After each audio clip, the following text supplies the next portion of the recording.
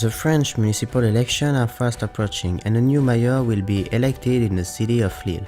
We wish to know more about how immigration impacts the city and what are the candidates' plans on this particular subject. To these days, hundreds of refugees live in camps where life is incredibly difficult. Due to the non-existent help from the French state, they seek the help of various associations.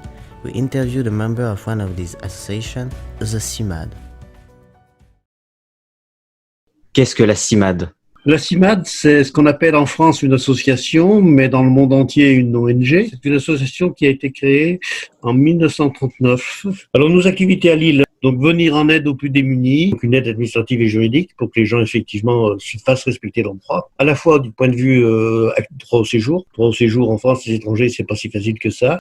Accès aux droits sociaux. Accès aux droits sociaux, bon, c'est l'accès aux soins, à la sécurité sociale et autres. C'est l'apprentissage du français pour les gens qui ne sont pas francophones, sensibilisation de la population, intervention dans des collèges, des lycées, des écoles. Une association donc qui est uniquement française, ça c'est sûr, même si on a des liens avec pas mal de pays étrangers, en particulier en Afrique francophone, ne serait-ce que pour aider les gens qui sont expulsés de France et qui reviennent dans leur pays. On est obligé de travailler au niveau de l'Europe, puisque aujourd'hui la politique vis-à-vis des étrangers est quand même en partie une politique européenne. Et donc, combien est-ce que vous êtes dans cette structure, dans la CIMAD?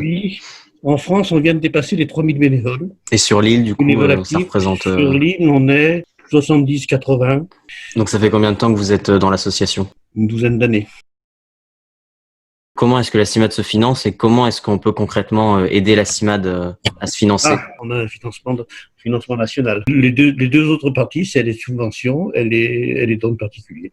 Combien de personnes concrètement vous avez aidé l'année dernière? Sur l'île, on a reçu à peu près entre 2000 et 3000 personnes. Et plus personnellement, pourquoi est-ce que vous avez choisi de travailler dans cette structure? Je dirais que je suis un fils d'immigré d'une double immigration.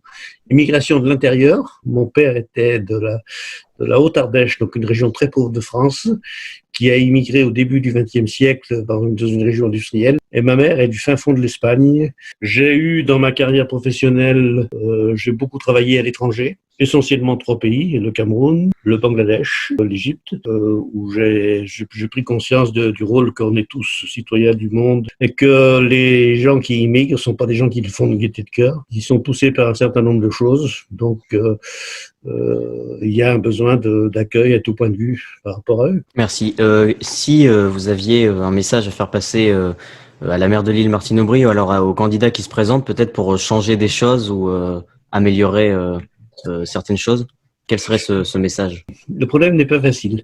Il y a des choses qui sont de la responsabilité d'une mairie, il y a des choses qui sont de la responsabilité d'un département, il y a des choses qui sont de la responsabilité de l'État.